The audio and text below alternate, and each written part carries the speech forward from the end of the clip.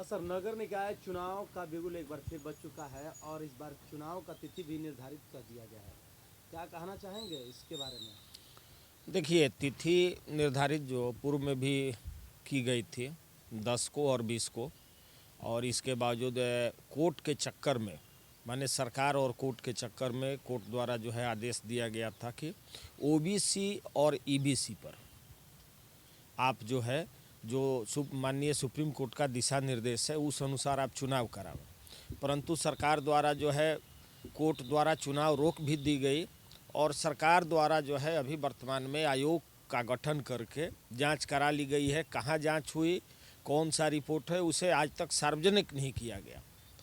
तो हमको लगता है कि निश्चित तौर पे इस बार भी चुनाव में लोगों को, जो भी जितने भी कैंडिडेट्स हैं, उनको संशय बना हुआ है।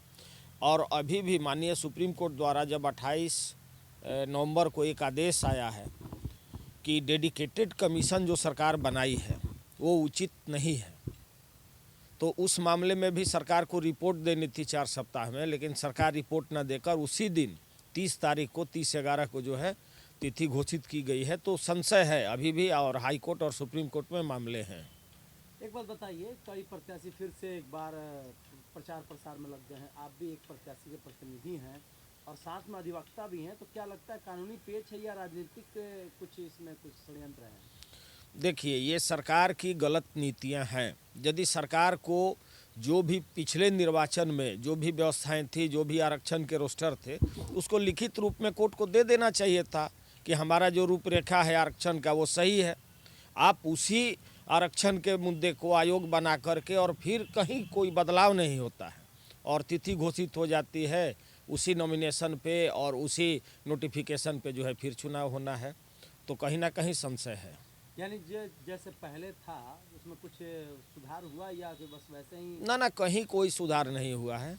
और पुनः जो है आप देख सकते हैं कि पूरे बिहार में जितने भी निकाय चुनाव होना है उसमें जो भी पूर्व की व्यवस्थाएं थी वही बहाल रखी गई हैं। यानी कुछ अमूलचूल परिवर्तन नहीं किया? कोई परिवर्तन नहीं की गई है। तो क्या लगता है कि हो पाएगा इस स्थिति में कि आगे बढ़ेगा कुछ? देखिए, अभी माननीय हाई कोर्ट के चीफ जस्टिस को 6 तारीख को सुनवाई करनी है और सुप्रीम कोर्ट ने भी बिहार सरकार से अपना जो है रिपोर्ट मांगा है। तो अभी तो पेच है, दोनों तरफ है, सुप्रीम कोर्ट, माननीय सुप्रीम कोर्ट में भी है और हाई कोर्ट में भी। एक और सवाल है, ये बताया जाए कि अभी फिलहाल नगर निकाय चुनाव को लेकर असमंजस तो बना ही है। जो निवर्तमान वार्ड पार्षद हैं उनके अब पावर सारे खत्म हो जा रहे हैं। ऐसी स्थिति में क्या शहर जहाँ भी नगर निकाय है वहाँ व्यवस्था किस तरीके से, क्योंकि अब तक पावर किसी और के हाथ में चला गया? देखिए, अब अधिकारियों के पास सारे पावर हैं, उसमें भी हाई कोर्ट, माननीय हाई कोर्ट ने इसमें बोला है और उसी को लेकर के 6 तारीख को सुनवाई है कि आप यदि चुनाव में देरी हो रही है तो एक कमेटी बनाइए जिससे कि जो भी कार्य हों केवल अधिकारियों के देखरेख में ना हो, उसको पारदर्शी रूप में कमेटी बना करके आप जो भी जब तक चुनाव नहीं होते हैं उन कार्यों को संपन्न कराते रहें। तो फिलहाल तो ये स्थिति रहेगा कि चारों तरफ आप तो देखिए ना शहर की स्थिति क्या बनी हुई है। शहर में जब से निगम भंग हुआ है या नगर निकाय चुनाव की घोषणा हुई है तब से देख रहे हैं गंदगी का अंबार पूरे शहर में है। कोई देखने वाला नहीं है, कोई प्रतिनिधि नहीं है।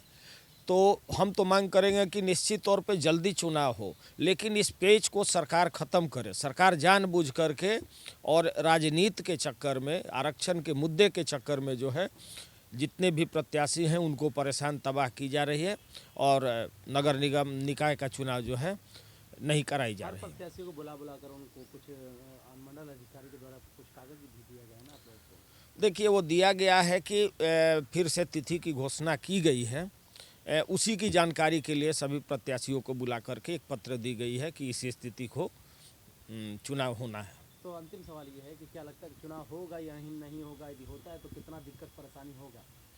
देखिए, चुनाव की स्थिति अभी स्पष्ट नहीं है।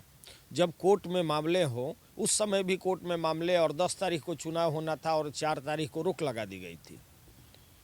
तो अभी 18 और 28 को होना है, 6 को भी सुनवाई है, सुप्रीम कोर्ट में भी मामले हैं, तो संशय है। यानी 6 तारीख के फैसले के बाद फाइनल हो पाएगा?